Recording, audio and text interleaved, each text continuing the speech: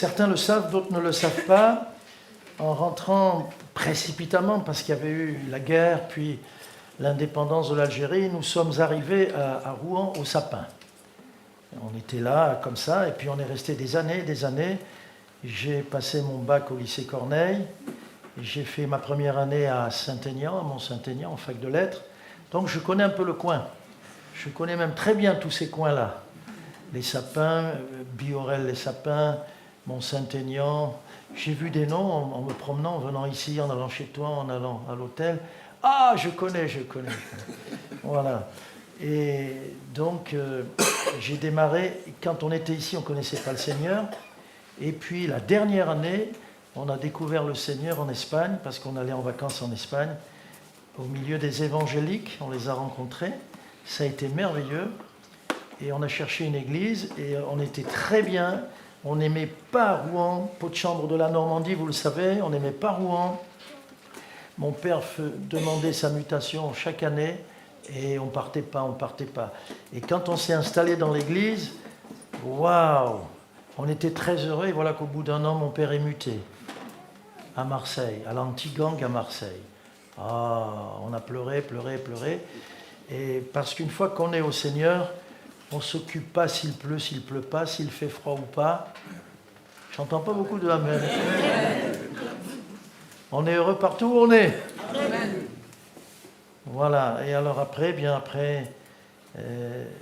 cette année-là, je suis arrivé à Aix-en-Provence, on a monté un groupe biblique, on a fait des choses incroyables avec le Seigneur. On était 2 au départ.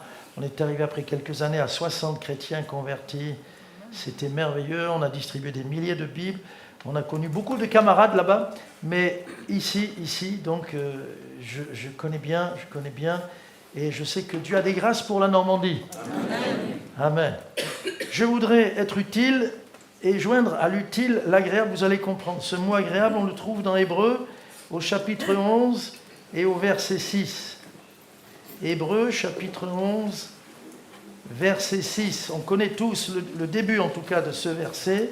Sans la foi, il est impossible de lui être agréable. Sans la foi, il est impossible de lui être agréable. Je voudrais parler d'une foi agréable et voir surtout dans ce livre et ce chapitre, le chapitre qu'on appelle la galerie des héros de la foi, voir dans ce chapitre une foi agréable au Seigneur. La foi, elle est agréable au Seigneur. Et la foi, bien-aimée, nous apporte une vue excellente. J'ai le privilège d'avoir 10-10 à mon âge, j'ai dépassé les 25 ans, et c'est une grâce de Dieu. Mais ce qui compte, c'est la vue intérieure. Quelqu'un va me dire, pasteur, tu te trompes. Non, la foi et la vue, ça ne va pas ensemble. La vue, c'est une chose, on touche, on voit, mais moi, je ne parle pas de la vue physique. Je parle de la vue spirituelle que Dieu nous donne. Et donc, on pourrait dire que la foi, elle a un 6e sens.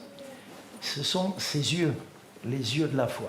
En tout cas, si vous n'en êtes pas convaincu, relisez à la maison le chapitre 11 et vous verrez toutes les fois où il y a ce mot vue, vision, il regarda, il vit, etc. Et vous serez étonné par le nombre de fois que vous trouvez ce petit mot qui est là, rien que dans le chapitre 11.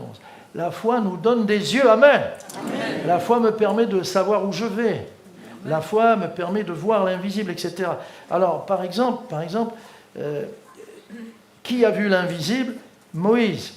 Moïse, il a vu l'opprobre de Christ comme une richesse beaucoup plus grande, parce qu'il avait les yeux fixés sur les trésors, sur ce trésor qu'est Jésus. On avait un cantique, on l'a toujours, les yeux fixés sur Jésus. Je peux marcher, je peux avancer, je peux aller voir. Elle permet de voir l'invisible. Et les gens ne voient pas l'invisible. Les gens n'ont pas la foi. Les gens ne voient pas plus loin que le bout de leur nez. Et hélas, il y a des chrétiens qui s'arrêtent aux nuages, qui s'arrêtent aux obstacles, qui ne voient pas par-delà les montagnes, mais la foi, elle voit à travers toutes sortes de murailles, toutes sortes de circonstances mauvaises. Et c'est merveilleux. On était dans une église terrible, et ma femme pleurait, elle me dit, on est venu pour eux, et voilà ce qu'ils nous font. Et elle pleurait, je dis, mais chérie, mais on est dans le plan de Dieu, c'est merveilleux, on est là. Et je lui disais, mais non, mais ne regarde pas tout ça. Et savez-vous qu'en moins d'1 an, l'église s'est convertie. Pendant les cultes, il y avait un gros pupitre ici, moi j'étais derrière, je priais, et au bout d'un moment, ils sont venus un par un, des fois par deux, ils venaient m'entourer, et là, pendant qu'il y avait l'adoration, ils étaient là, pardon pasteur, pardon, j'ai tout fait pour te faire du mal, ou je t'ai critiqué, c'était merveilleux. Et moi je voyais ça, parce que mes collègues me disaient, t'es encore là-bas? Je dis, mais je viens d'arriver, vous voulez quoi? Mais tu restes, il ne faut pas rester, Et donc, vous voyez, on voit tout possible. Une sœur, il n'y a pas longtemps, chez nous, son mari est parti, l'a abandonné, parti avec une autre femme, mais elle a persévéré. Sa prière était toujours aussi joyeuse. Et elle voyait ce que Dieu voit. Et au bout de un peu plus un an et demi de folie, il est revenu, tout penaud, demandant pardon. Il a demandé pardon à l'église. Elle avait vu tout ça. La foi nous donne vraiment de voir. Et on voit aussi ce qui n'existe pas encore. Romains nous parle des choses qui n'existent pas, que Dieu va créer. Et celui qui est dans la foi, c'est très bien. J'espère que vous savez ce qui va se passer en France bientôt. La foi nous permet de voir ce que Dieu va faire. Je ne parle pas des circonstances, des événements, des catastrophes, des crises. On va peut-être vers une crise financière ou économique, qu'importe. Mais Dieu est celui qui fait. Alléluia, il est celui qui agit. Alors, donc, Noé, si je lis au verset 7, vous voyez, c'est par la foi que Noé, divinement averti, donc c'est une oreille aussi la foi, des choses qu'on ne voyait pas encore, et le verbe voir, et saisi d'une crainte respectueuse, construisit une arche pour sauver sa famille. Comment peut-il construire une arche, surtout à un endroit où il n'y a pas de mer, il n'y a pas d'eau? Comment peut-il... La foi lui permet de voir ce que Dieu va faire.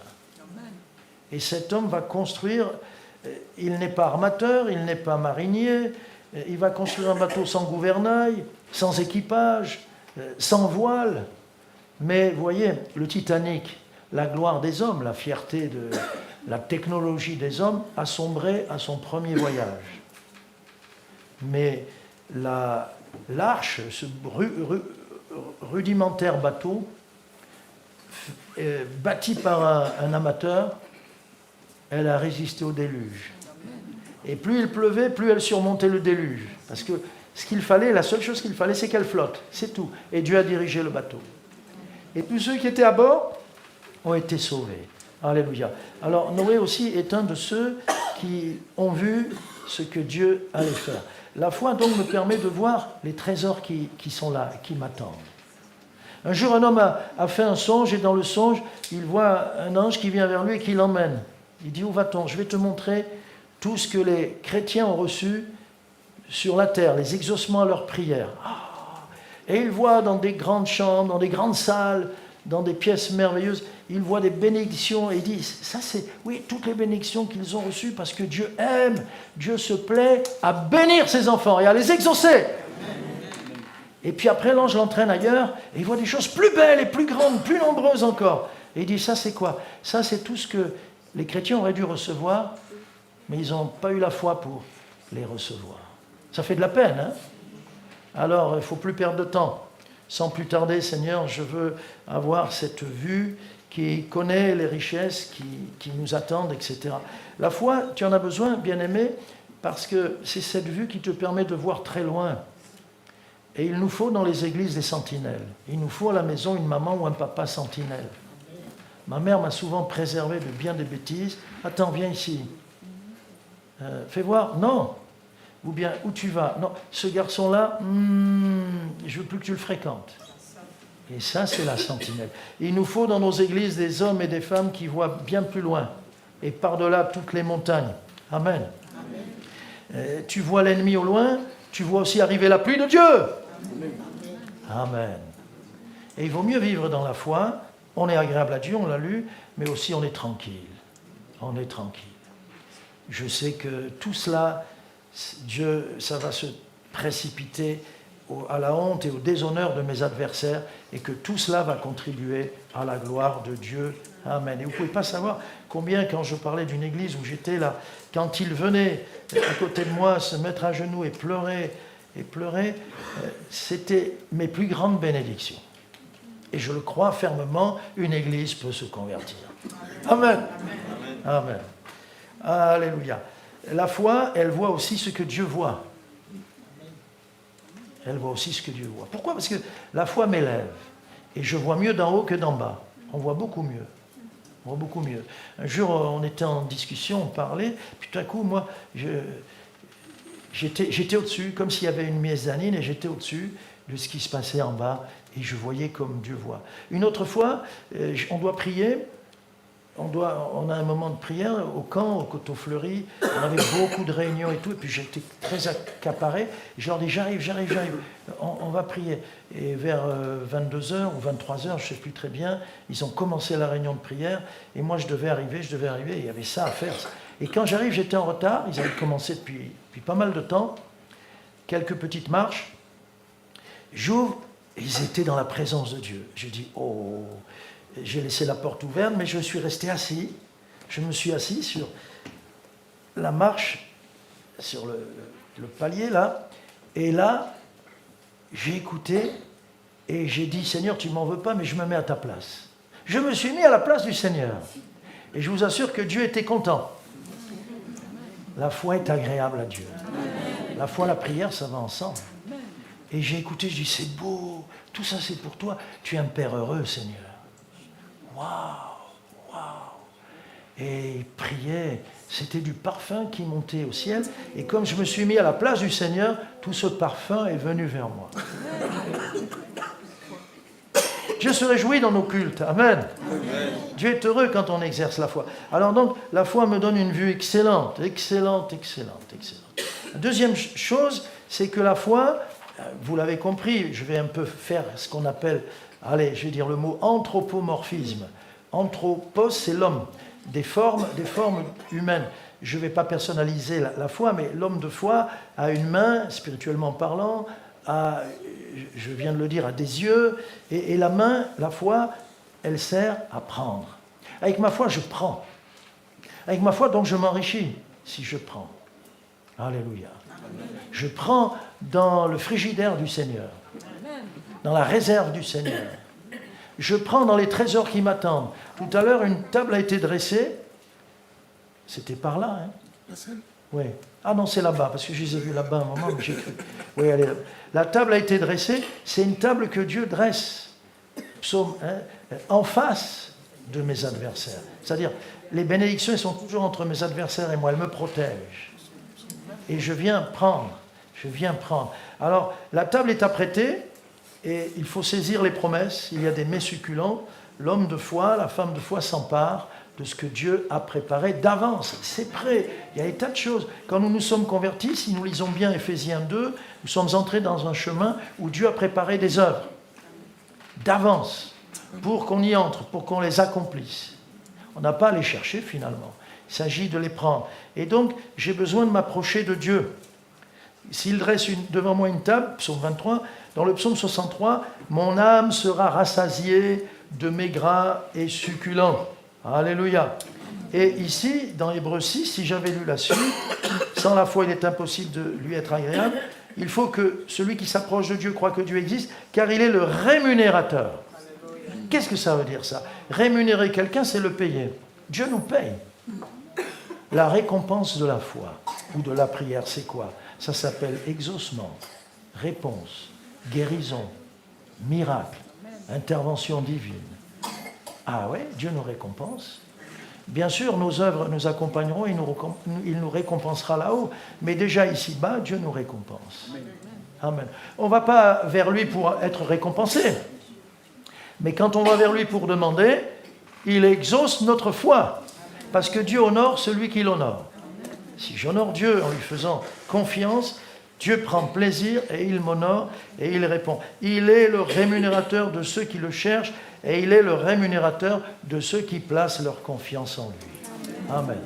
Par exemple, tu as un magasin de cycles, de vélos, Et ton gamin, quand il a son vélo qui est en panne, ça te ferait de la peine qu'il aille chez le papa de son copain pour faire réparer son vélo quand même. Donc il te fait confiance, il dit, papa, j'ai besoin que tu vois mon dérailleur là, j'arrive plus à changer de plateau. Ah pardon, je parle technique là, mais certains ne comprennent pas, mais quoi qu'il y a beaucoup de cyclistes ici en Normandie. C'est plat hein, ici. Bon, mais vous voyez, il est heureux quand on lui fait confiance.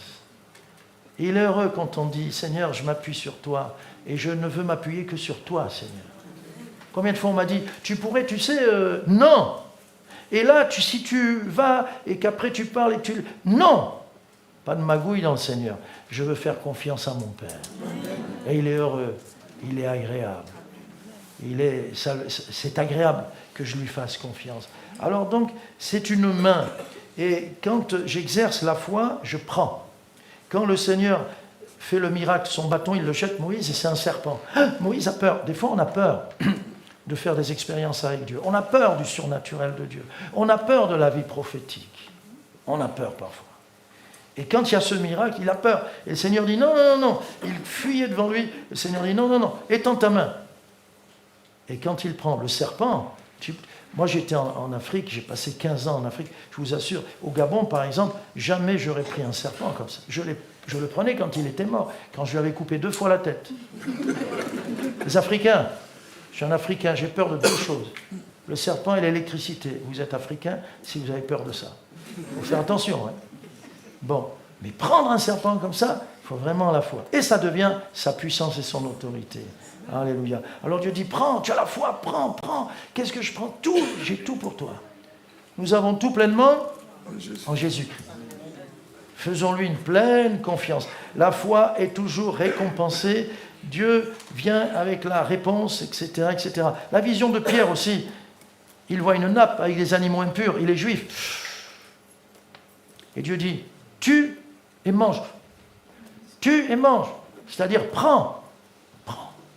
Et là, il a un combat, mais il va obéir au Seigneur, il va faire confiance au Seigneur. Donc, ici, quand on parle de la main agissante, la foi et l'action vont ensemble. Je ne peux pas, on voit Jacques et on voit Paul qui discutent sur la foi avec les œuvres, la foi sans les œuvres. La foi, je ne peux pas être assis sur mon fauteuil et puis je dis je crois. Mais si tu crois, allez, sors de la barque et marche sur l'eau. Ah! Et c'est comme ça que l'action renforce notre foi. Et la foi prépare notre action. Et on a besoin de comprendre qu'elles sont inséparables. Quand je viens au culte, je prends. Dans la prière ensemble, il y a des grâces. C'est là, psaume 133, qu'il envoie la bénédiction. Prends-la. Tu prends. Un don spirituel, il a touché mon cœur. La parole a touché mon cœur. Oh, les chants, tout est merveilleux dans un culte, mais il faut prendre. Il ne faut pas être des spectateurs, mais des acteurs. Je prends quand je suis en prière, tout seul, dans les trésors de Dieu. Je prends au culte parce que Dieu est là, il envoie la bénédiction, je veux la saisir. Et pour vous faire rire, on parlait avec des frères, des collègues, quand on doit prier Dieu, est-ce qu'on doit prier comme ça, on doit prier comme ça, ou on doit prier comme ça? Alors, on a dit que si on priait comme ça, la bénédiction qui vient, elle glisse, elle tombe par terre. Il vaut mieux prier comme ça. Seigneur, je prends tout dans ce culte. Je prends tout à Maromme. Amen. Alléluia. J'ai quitté Paris pour Maromme, mais je veux être béni à Maromme. Je prends tout, Seigneur. Amen. Même un sourire de quelqu'un nous fait du bien, oui ou non? Alors, il s'agit d'exercer cette foi, c'est-à-dire la main qui prend et qui saisit. Vous allez dire, dans les cultes ou dans la prière, oui, mais quand je vais dans la parole, il y a beaucoup de choses à prendre. Il y a beaucoup de choses à prendre. J'espère que tu dis, pasteur, j'ai un problème. Chaque fois que j'y vais, ça me parle. Ce n'est pas un problème, c'est qu'il y a tellement de trésors qu'à chaque fois que tu vas dans le livre, tu dois prendre. Enrichis-toi. Alléluia. Amen. Enrichis-toi. Amen. C'est important. Plus on connaît le Seigneur, donc s'approcher de lui faire confiance, plus on est enrichi. Il y a 3 jeunes filles qui discutent devant une bijouterie. Et c'est très beau ce qu'il y a là. Vous savez comment sont les jeunes filles, hein? Elles sont là. Une a dit, waouh, moi j'aimerais bien cette bague sertie d'un joli diamant. Là. L'autre a dit, moi je voudrais cette rivière de diamants. Cette parure, ça vaut. Elle est là. Et la 3e hésite, et les 2 disent, et toi alors, et toi? Elle hésite, puis elle dit, moi, je voudrais bien épouser le bijoutier. Elle n'est pas bête, hein? Elle aura tout. Elle peut même changer. Chaque semaine, elle change. Hop, hop. Et nous connaissons le bijoutier. Pardonnez cette image un peu, qu'est-ce qu'on va dire, prosaïque. Là. Bon, mais il est celui qui nous enrichit. Nous lui faisons confiance. Amen. Les disciples ont tout quitté pour le suivre. Pourquoi? Parce qu'ils faisaient confiance à Jésus à 200%. Alors, donc, j'insiste, mais tu dois prendre. Tu n'as pas encore assez pris, mais prends sans cesse, dans la parole, dans les cultes, dans les réunions, à genoux quand tu es tout seul, dans la présence de Dieu. Tu prends. Enrichis-toi. De toute façon, tout ce qu'on prend, c'est pour donner. Alors, faisons-le. Troisièmement, la foi, la foi me pousse à proclamer, à parler. Ce n'est pas un esprit de timidité que Dieu nous a donné, mais cette foi nous permet d'être libres, de parler, de témoigner. Qu'est-ce qu'on peut nous faire quand on témoigne? Juste nous couper en petits morceaux. Voilà. Mais donc, les lèvres de la foi. La foi doit proclamer. Qu'a dit Jésus? Quand tu es devant une montagne, qu'est-ce que tu dois faire? Ordonne. Tu parles sévèrement. Jésus arrive. Il arrive chez Pierre et sa belle-mère est malade. Jésus commande sévèrement à la maladie et la maladie s'en va. Ça nous est arrivé.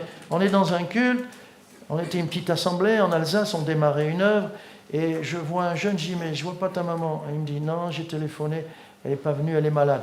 Ah, on y va. Après le culte, on a foncé, on est allé et elle nous ouvre, elle est comme ça, elle est emmitouflée, elle a mis 3 ou 4 couvertures, elle est là, elle nous regarde, elle ne nous voit pas vraiment. Elle n'est pas bien, elle dit bon, je vais me recoucher. Attends. On a prié. Non seulement elle n'est pas retournée se coucher, comme c'était après le culte, j'étais célibataire, il y avait son fils célibataire. Elle dit attendez, non, repartez pas, je vous fais à manger. Elle nous a fait à manger. Et elle était en pleine forme, et elle a mangé avec nous. Alléluia. Et ça m'a rappelé le passage où, après avoir été guéri instantanément, elle leur a fait à manger. Mais nous, on n'était que 2. Jésus, il y avait toute l'équipe. Et elle leur a fait à manger à toute l'équipe. Waouh! Alors, bien-aimés, la foi nous aide à proclamer. La foi ne peut pas se taire. Il y a la prière de la foi. Pourquoi on dit que ça va ensemble? Parce qu'on doit prier avec foi, mais la foi doit nous conduire à la prière, à remercier, à demander, comme je vous l'ai dit, à chasser, ou bien à dire à Goliath, tais-toi! Ou bien chasser un démon. Alléluia. Tu ne peux pas dire à un démon, démon, s'il te plaît, va-t'en, n'attends pas qu'on te le dise, va-t'en. Tu arrives et c'est lui qui tremble. Tu es d'accord, pasteur? Et alors, Job dit, prendras-tu le crocodile à l'hameçon? Non. Tu viens, tu as toute l'autorité, toute la puissance de la foi. De la foi. La foi ne peut pas se taire. On doit parler. Jésus a dit parler à la montagne et il dit rien ne vous serait impossible. Rien ne vous serait impossible. Il y a aussi la parole de la foi, comme on peut lire dans Romains 10, la prédication ou le témoignage. Nous témoignons avec foi. Amen. Nous témoignons pour que les gens soient convertis, se tournent vers Jésus, abandonnent leur folie, soient délivrés de leur passé. Et ça, partout, en tout temps. On est dans l'avion, on allait à Kinshasa, chez toi, le Katanga, par là-bas. Et dans l'avion, c'était à une escale. Nous, je ne sais plus où c'était, à Addis Abeba, ou je ne sais plus, en Éthiopie. Nous montons pour aller à notre place. Et là, il y a une maman et sa fille. La fille doit avoir 25 ans par là. Elles ont pris notre place. Alors je regarde bien, elle ne comprend pas. Alors elle dit, oui, mais ma maman est malade, excusez-nous, mais bon, d'accord, et votre place, elle est où? Au fond de l'avion. J'aime pas le fond de l'avion. Bon, d'accord. J'y vais, et pendant que j'y vais, je dis, mais si elle est malade, il faut prier pour elle. Je m'assois, je dis, il faut que je prie pour elle. Alors, j'ai eu le temps quand même de dire, vous savez, bon, ben d'accord, nous on voyage, hein, bon, ok, elle venait d'Inde où elle avait été opérée, mais l'opération n'avait pas marché. Alors, j'ai dit, ben, moi je suis pasteur, j'ai le temps de dire ça, puis je vais à ma place, Et puis une fois à ma place, je dis non, il faut que j'aille les voir. Alors je retourne les voir, l'avion n'a pas encore décollé, je retourne les voir, et là, je dis voilà, le Saint-Esprit m'a parlé, je dois prier pour la guérison de votre maman. Elle dit, ça alors, nous on est chrétienne, et je viens de prier pour que Dieu vous parle et que vous veniez prier pour ma mère. Waouh! J'aurais pu dire, Seigneur, je me trompe, il ne faut pas que j'aille. Puis dans un avion, tu imagines. Alors là, comme ça, je n'ai pas regardé les gens qui avaient ou qui n'avaient pas. Hein. J'ai prié pour elle. J'ai prié pour elle. Et elle a été guérie. Et elle nous a dit, c'est incroyable, hein, l'opération n'avait pas marché, etc. On parlait d'une deuxième opération. C'est du temps qu'on passe et c'est très cher, etc. pour nous. Il n'y aura plus besoin d'une autre opération. Amen. Le peuple de Dieu doit prêcher, doit annoncer, doit proclamer la guérison de Dieu. Amen. Le peuple de Dieu doit prier pour les malades. Alléluia. On était à Antibes, on est parti évangéliser dans les rues et j'ai dit, on va évangéliser, mais si vous voyez quelqu'un qui a des problèmes, vous priez pour lui. S'il est malade, vous priez pour sa guérison. Et quand on est revenu, on a tous partagé des choses incroyables. Moi, j'étais entre les voitures, mais stationné quand même, hein, entre des voitures. Seigneur, et les gens passaient derrière, devant, on s'en fiche, hein, on s'en fiche. Et on a vu des guérisons parce que la foi obtient, proclame, n'aie pas peur d'annoncer, de dire Alléluia, Alléluia, Alléluia.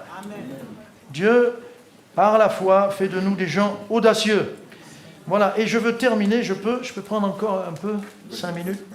Je veux terminer parce que la foi, c'est agréable à Dieu parce que la foi accepte le plan de Dieu. La foi accepte le plan de Dieu. On ne prévoit pas. Dieu nous dit, tu vas aller là-bas, merci Seigneur, mais il ne nous dit pas comment on va aller là-bas.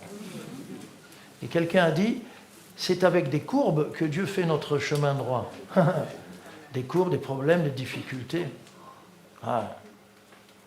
Et donc une fois, je dois aller aux urgences. J'ai des crises de coliques néphrétiques et je dois aller aux urgences. Pourquoi, Seigneur, je ne comprends pas. Mais aux urgences, j'ai pu témoigner et donner, j'avais emporté une pile, j'ai donné 13 Nouveaux Testaments aux malades comme au personnel soignant.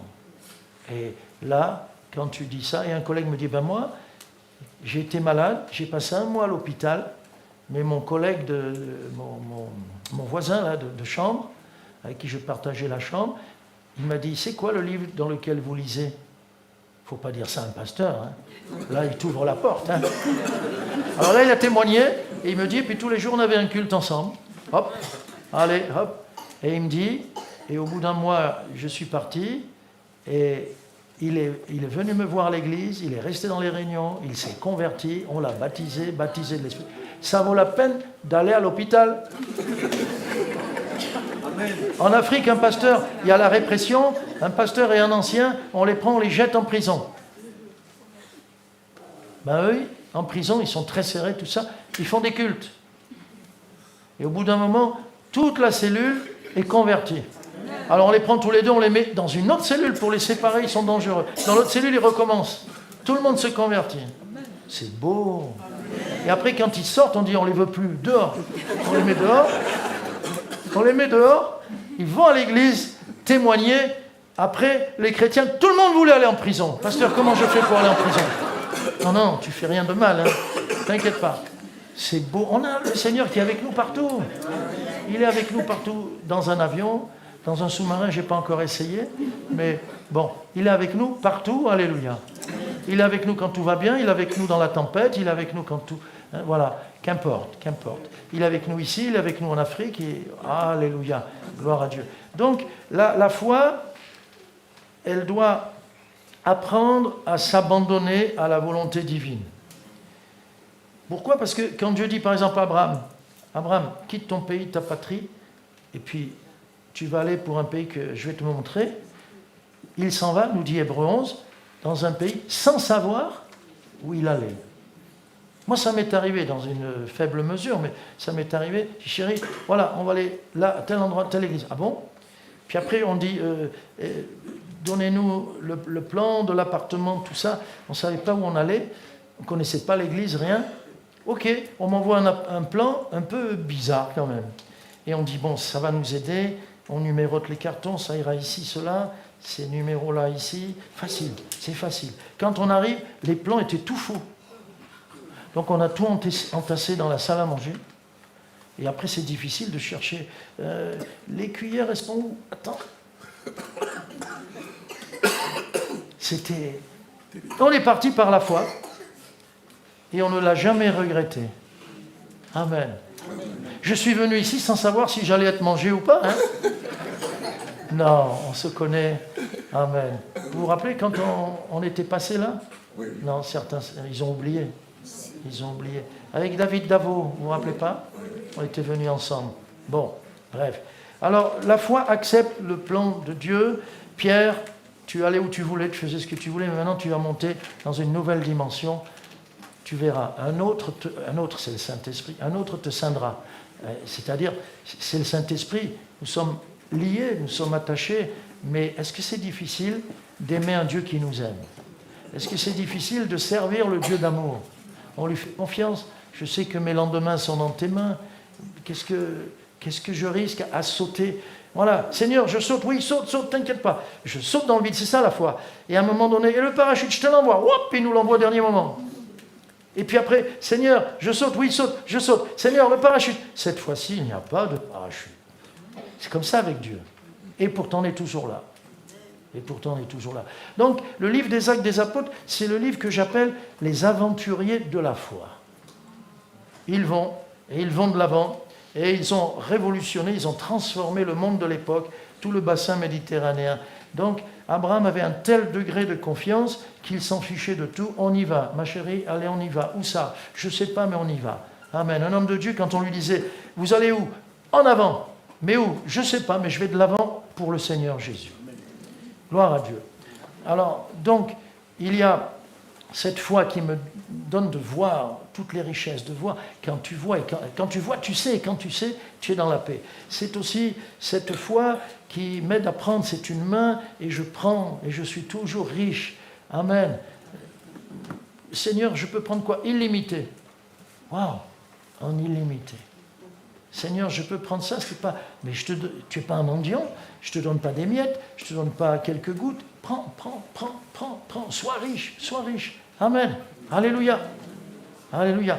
La foi m'aide à proclamer les lèvres de la foi qui n'a pas peur, qui déclare que rien n'est impossible. Amen. Alléluia. Et ça, il ne faut pas avoir peur de le proclamer.